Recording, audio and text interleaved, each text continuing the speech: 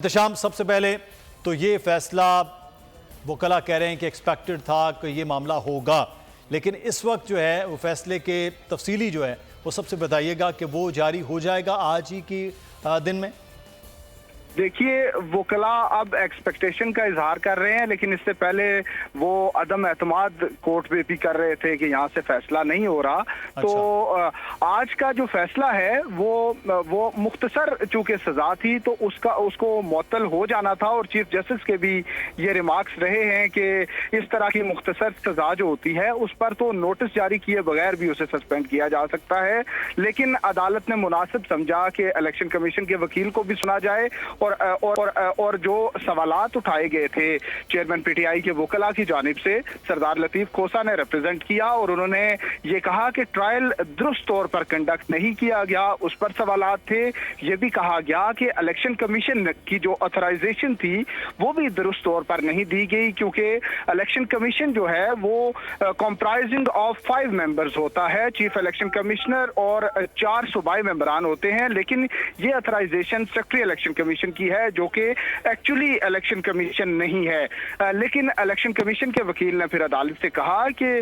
یہ آتھرائزیشن جو تھی وہ الیکشن کمیشن کے ممبران نے متفقہ طور پر اپنے فیصلے میں دی تھی، جس میں انہوں نے آفس کو ڈائریکٹ کیا تھا کہ وہ کمپلینٹ دائر کریں، لیکن عدالت نے اس پر سوالات اٹھائے اور سیٹسفیکشن کا وہ لیول نہیں تھا، کیونکہ چیف جسٹس عامر فاروق نے یہ پوچھا کہ اگر آفس کو ڈائریکٹ کیا گیا تو سیکرٹری الیکشن کمیشن نے کیسے ازیوم کر لیا کہ انہوں نے یہ کمپلینٹ دائر کرنی ہے، ڈی جی لا کرتے، کوئی اور کرتا، کوئی اور آفیشل بھی کر سکتا تھا، لیکن امجد پرویز جو کہ الیکشن کمیشن کے وکیل ہیں انہوں نے کہا کہ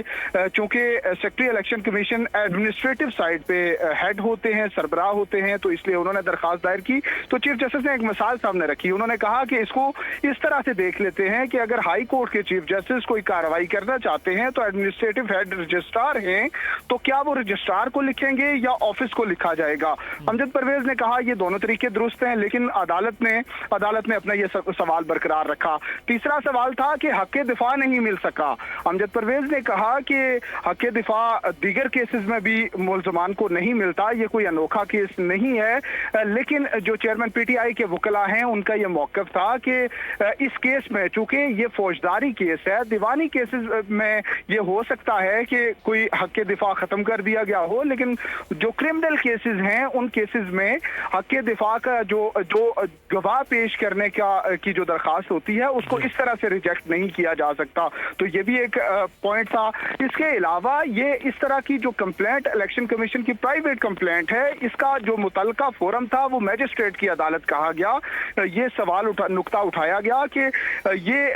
کمپلینٹ جو ہے یہ براہ راست سیشن عدالت میں دائر نہیں کی جا سکتی تھی، بلکہ میجسٹریٹ کی کورٹ میں دائر ہونی تھی، اور وہاں پر اس کو اسکروٹنائز کرنے کے بعد ٹرائل کے لیے سیشن عدالت میں بھیجا جانا تھا۔ اس کا بھی جواب دیا امجد پرویز نے، انہوں نے مختلف عدالتی فیصلے بھی عدالت کے سامنے رکھے کہ کبھی بھی ایسا نہیں ہوا کہ کوئی میجسٹریٹ کی عدالت میں اس طرح کی کمپلینٹ گئی ہو۔ اب عدالت کا جو تفصیلی فیصلہ آئے گا اس میں وجوہات سامنے آئے گی کہ کس کس پوائنٹ سے عدالت نے اتفاق کیا ہے، اور ان سے متفق ہونے کے بعد چیئرمین پی ٹی آئی کو سزا معطل کر کے ضمانت پر رہائی کا حکم جاری کیا ہے۔ لیکن مختصر آرڈر جو تھا وہ آج ججز جب 2 رکنی بینچ سماعت کے لیے کمرہ عدالت میں آیا تو چیف جسٹس عامر فاروق نے چیئرمین پی ٹی آئی کے وکیل بابر اوان کو مخاطب کیا، انہیں روسٹم پر بلایا اور انہیں کہا کہ آپ کے جو درخواست ہے وہ منظور کر لی گئی ہے، اور اس کا ریٹن آرڈر جو ہے وہ بعد میں جاری کیا جائے گا۔ ٹھیک ہے احتشام، اگر آپ کو یہ ویڈیو پسند آئی ہے تو سبسکرائب کیجئے اور بیل آئیکن کو پریس کیجئے۔ سبسکرائب کریں اور بیل دبائیں تاکہ کوئی خبر رہ نہ جائے۔